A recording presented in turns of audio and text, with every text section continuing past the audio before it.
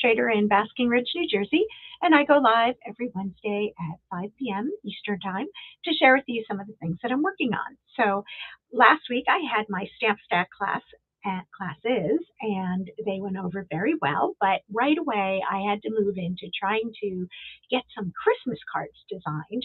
I do an ultimate Christmas card class every year. It is completely virtual and it includes tutorials and videos and card kits for 20 cards, to each of 10 designs. And it takes me a long time to come up with a very nice variety of Christmas cards. So I have begun and I just had to share one with you today. Linda Schnabel is a Stampin' Up! Demonstrator and she shared something on a video that she had made a card with. And I just was amazed. And she did something that I am calling faux quilting. And I'm a huge fan of quilting. I have never quilted, but I love the look. I actually am one of the probably zillion people who put in a request with Stampin' Up! To create some quilting stamp sets and bundles, and we have one in our online exclusive. So that's what I'm going to share with you today. I'm going to share basically Linda's card and the technique that I learned from her, and just maybe we're going to see this card in my Ultimate Christmas Card class. So let's go ahead and get started.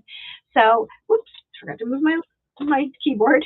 Here we have the stamp set that we're going to work with. It's called Stitched Stocking, and it is a bundle. It has all of these stamps, including these.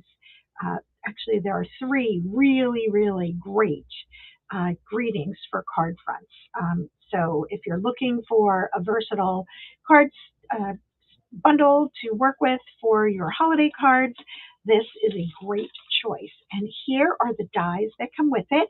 So you can see we have a stocking and we have some detail for the stocking.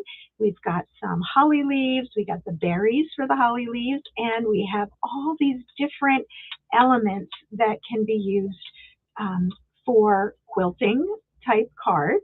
Look at this one down here. It has all these little pieces that get cut out. And it can be a lot of work. However, look how easy they make it by letting you do multiples at a time. And it also has some great labels. So I just was thrilled when I saw this, and I've been playing with it for a while.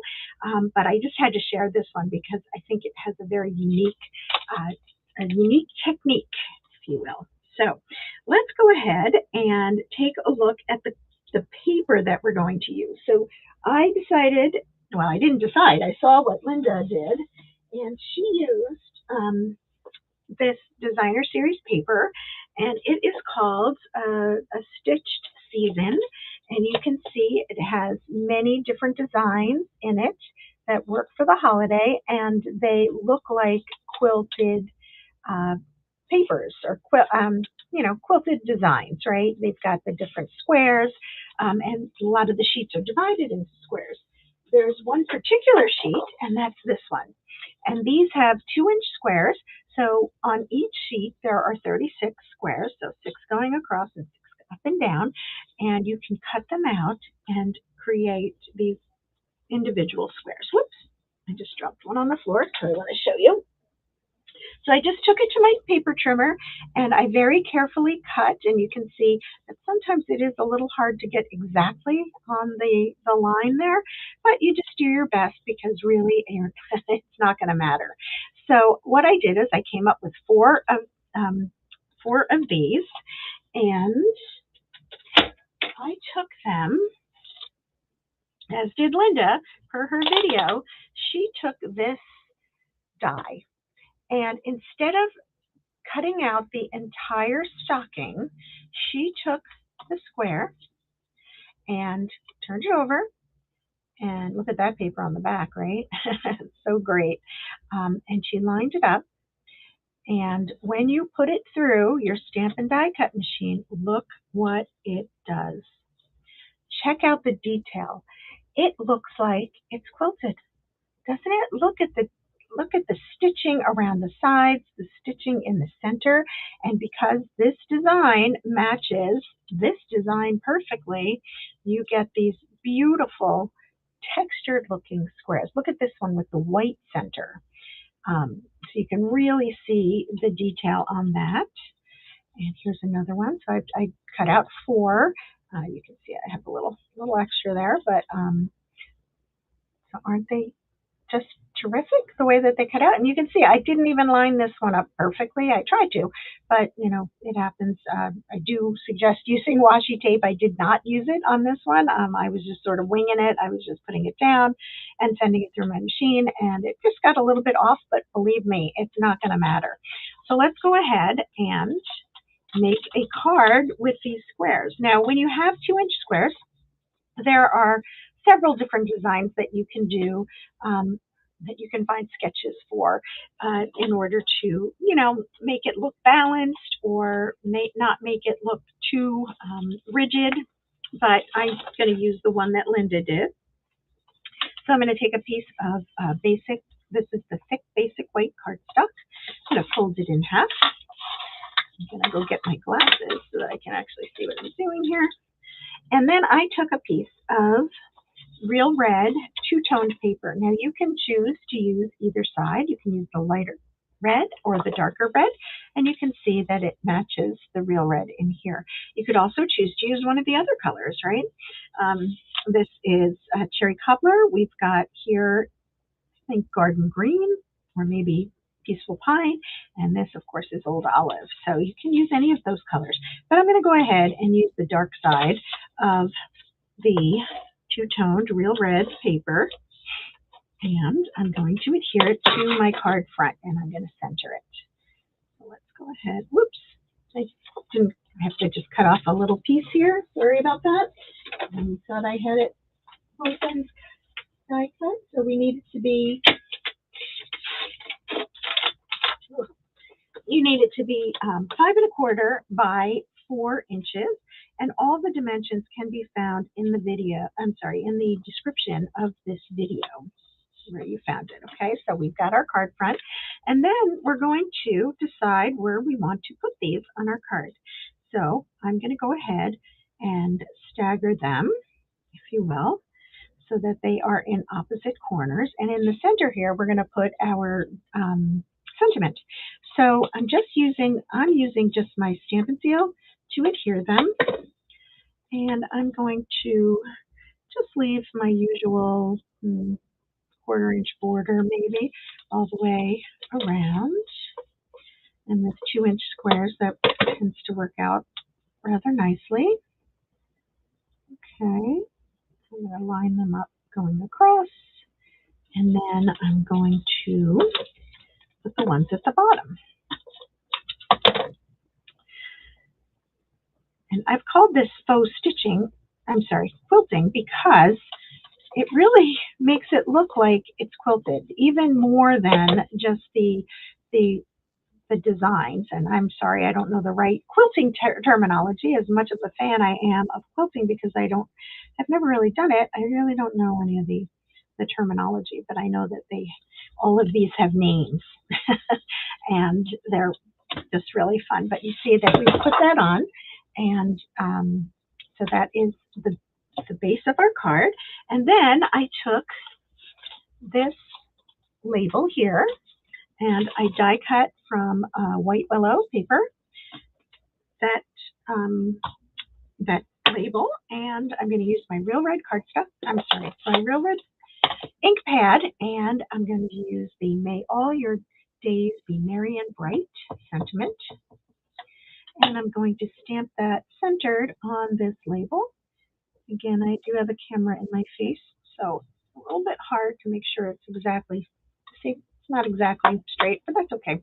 You get the idea. It's hard, again, with a camera in your face, it's hard to do. So let's go ahead and put these on with dimensionals. I'm just at the very end of this sheet, so I'm using the edges and just putting one on each side, basically. And I'm going to peel that off, backing off, and we're going to put that in the center. And then we are going to add some embellishments. Now, with this bundle, this suite, there are these unbelievably amazing buttons. Now, buttons, we haven't seen buttons in a while. These are self-adhesive, and you can see they have some glitter on them. So they are super pretty. These are called adhesive back mini Christmas buttons for obvious reasons. And I'm going to go ahead and put I'm going to put one in the center of each of these squares. And I'm going to use the white on the ones that have some color on that center square. And I'm going to use the red ones on the center square of the ones that are white. So this card does use 4, which is an even number of embellishments, but that's okay. I couldn't just use 2, right? And 3 would have been weird. And if you wanted to, you could put little string and thread them through. I think you could. Actually, I'm not sure. Because of the glue dot on the back, you might not be able to do it. So you might want to tie a knot and put a glue dot on the front. But what I'm going to do is use yet another piece of that suite. And this is this beautiful This beautiful ribbon is the Real Red and White Stitched Ribbon. That is the official name.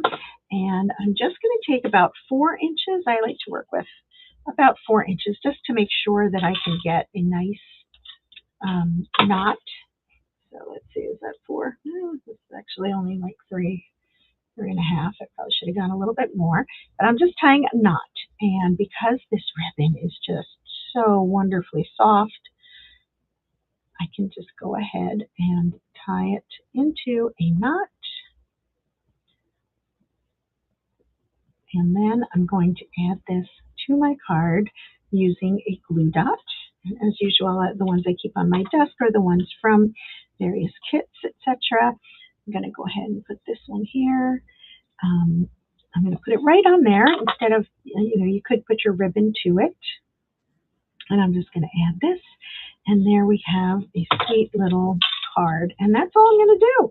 This has enough bling from the little buttons to make it a very festive card. And let's use my regular, my sample, because this one is straight. And you can see just a whole lot of fun. And I am calling it Faux Quilting. So that's what I have for today, and I'll be developing lots more Christmas cards over the coming weeks. The kit that I put together is available at the beginning of October, and registration will begin later in August. So look for that, and I hope you enjoyed this card. If you have any questions, you can certainly DM me or email me, and we'll see you again next week. Thanks for joining. Bye-bye.